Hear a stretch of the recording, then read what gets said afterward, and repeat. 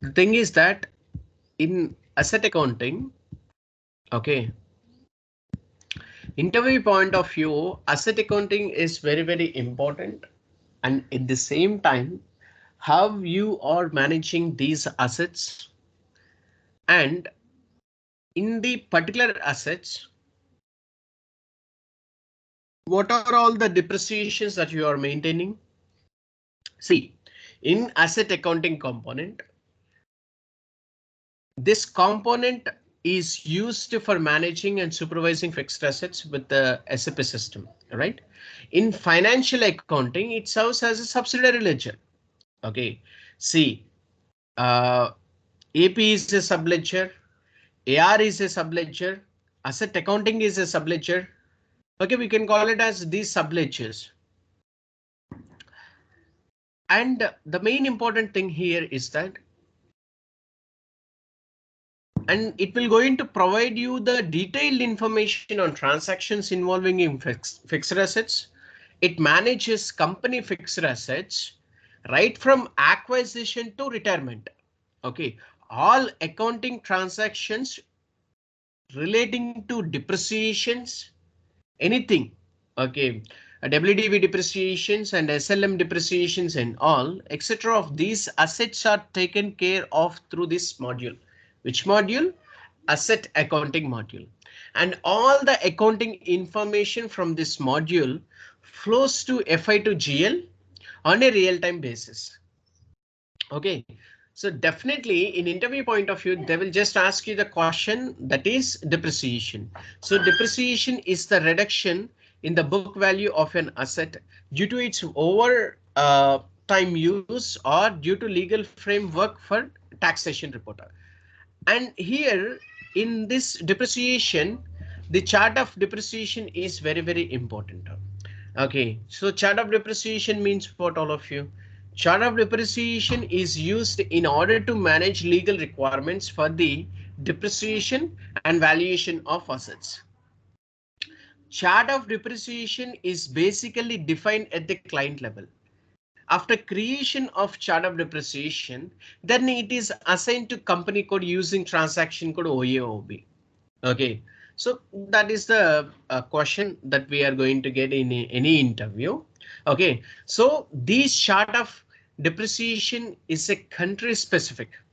First of all your company codes are in same country and are subjected to the same legal requirement for asset valuation. Why we need to do the asset valuation, all of you? So I mean, when you are having the assets, okay, different types of assets like plant, okay, and machineries, different types of assets will be there, right? See, day by day and year by year and month by month, so that value will be decreased. Definitely, if you buy the car or if you buy the bike, automatically, so the same value should not be there for the next month. The same value should not be there for the next year. The same value should not be there for the next years. Okay, so same like in assets, whatever the assets that you are buying, okay, after months or after years and all, that value will be decreased. And whatever the values that you have, okay, that we can call it as a depreciation values. And that should be posted in SAP system. Based on that thing only, you can able to analyze the financial statement versions. How much profit that I have got for the particular year. Okay, how much loss that I have got for the particular year. So those requirements should be fulfilled. Okay, so SAP provides typical chart of depreciation for each country. So they have different depreciation areas and depreciation keys depending on country specific requirements. See, you cannot use these chart of depreciations directly, right? So you must create your own chart of depreciation by copying the reference chart of depreciation.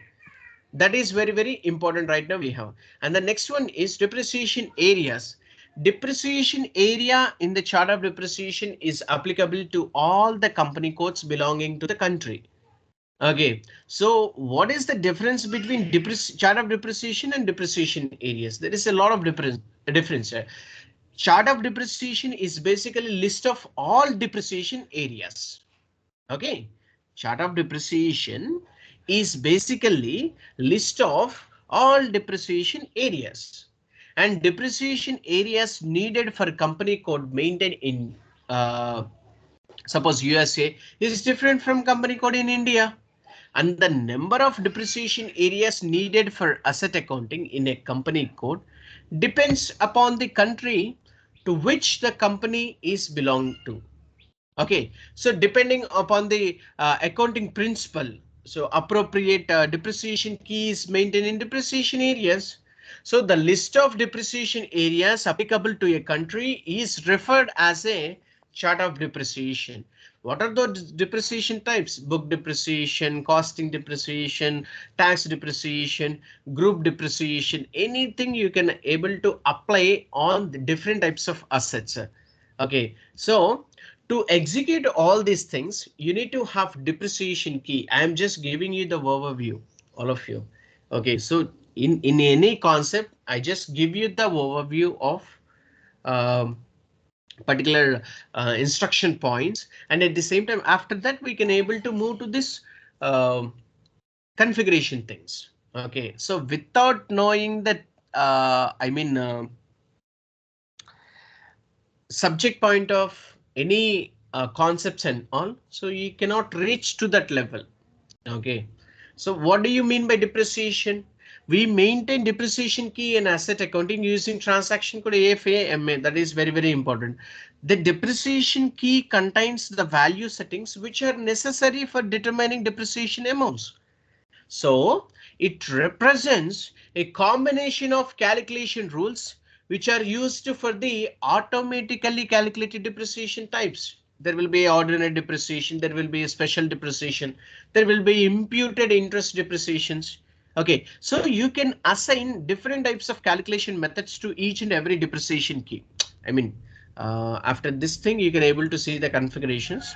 Okay, so base method will be there, decline base method will be there, period control method will be there, multi-level method will be there, maximum amount method will be there. See, all these things amounts are based on the certain calculations only. Okay, so depreciation key is at chart of depreciation level. So it is available in all company codes, right? All of you. So it is available in all company codes. Based on the client requirement, we can able to do some of the changes. Okay, that would lead to the separate configurations. Okay, so there will be a declining method, there will be a periodic control method, there will be a multi-level method. Okay, so based on our requirement, we can able to do it. If they are following with the quarterly month depreciation, we can able to do with period control methods. Okay, so declining balance methods and base methods. Base methods, each and every consultant will follow the base methods only. Why? Because, okay, once in a time, they will just buy the assets. Okay, every time, for every month, they will not going to buy the assets. Why? Because they should have the money. Okay, without having the money, how they can able to buy the assets? They should not get the loans, right? They should not get the loans. Why? Because until you get the profits from the particular organizations, you can able to invest different types of amounts in assets. Okay, so that is the very, very important questions that we have right now. And at the same time, now just observe one point of view, all of you. How we can able to do the real-time scenarios. Okay, how we can able to purchase the assets through purchase orders. Okay, so that one is very, very important, all of you. Okay, why? Because in real time we do have FI to MM integrations and FI to SD integrations, right? Okay, so for the particular vendor, automatically you will just buy the raw material from the particular vendor, right? So when you're getting the raw material, when you're getting the assets from the vendor, how you can able to acquire that assets? Okay, through purchase orders only, right? So that is the very, very important thing right now we have for the asset accounting. Okay, so asset accounting is very, very important in SAP. Okay, and most important thing is that in SAP as for HANA, new asset accounting is very, very important. Legacy data transfer is very, very important. Okay, and at the same time, uh, uh, the questions you may have gone through in previous interviews, the questions that you will going to get, I mean, in upcoming interviews and all. So you just need to give the proper information about the subledgers. Without having the subledgers and all, you cannot create anything. Okay. So the main important thing here in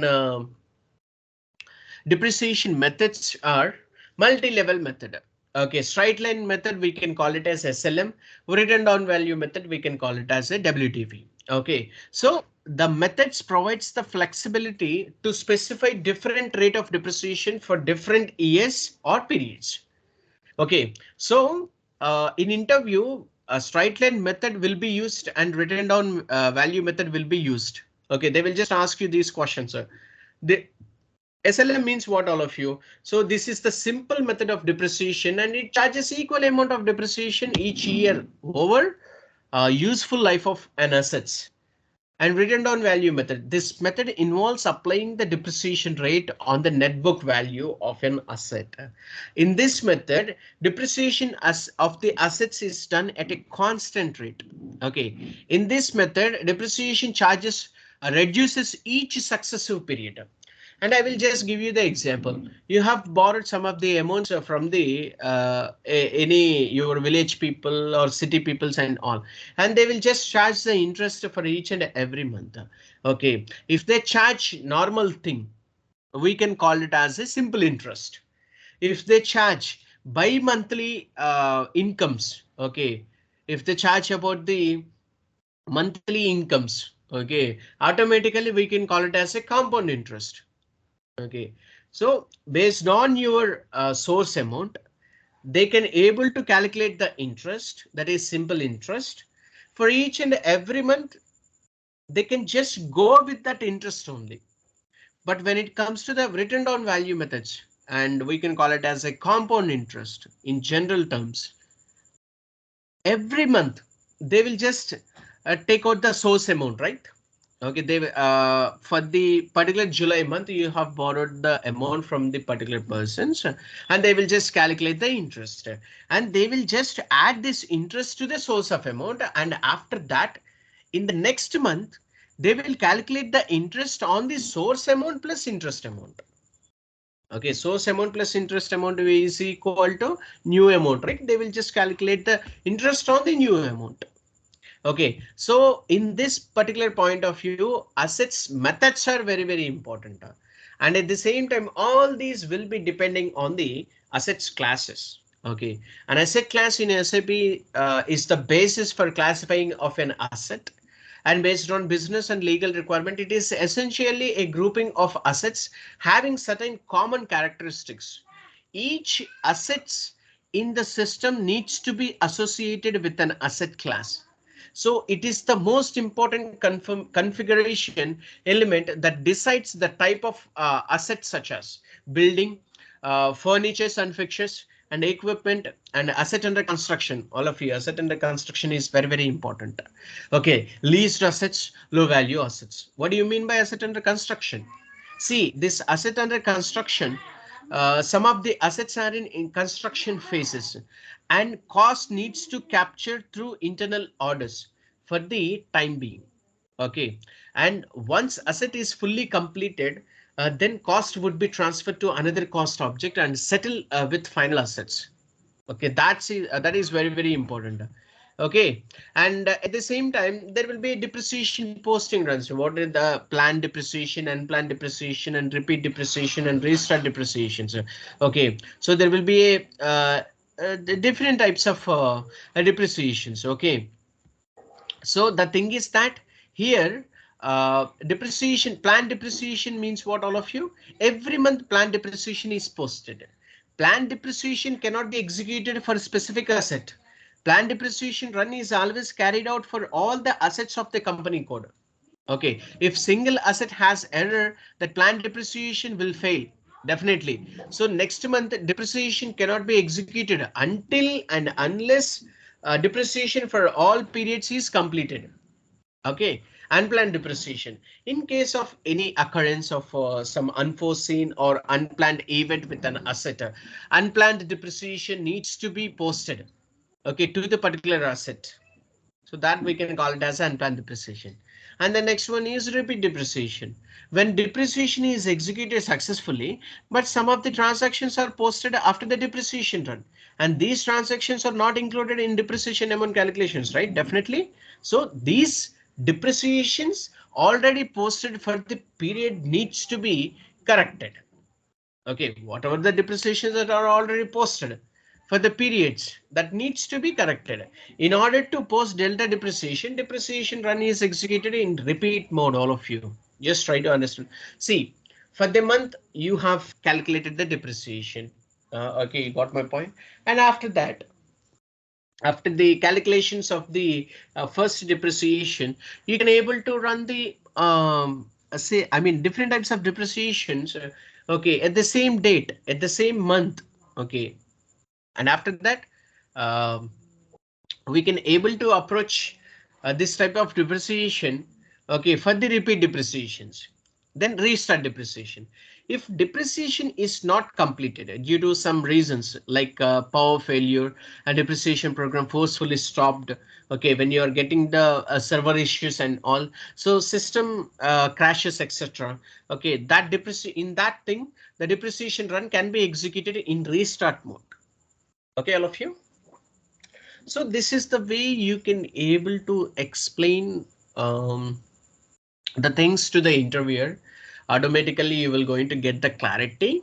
And now I can give you the assurance that in any interview you can able to get the success. But the thing is that you should practice very well.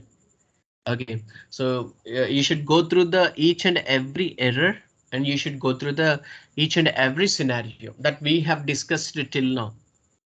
Okay, all of you, this is the way you can able to explain the theory part to the particular interviewer.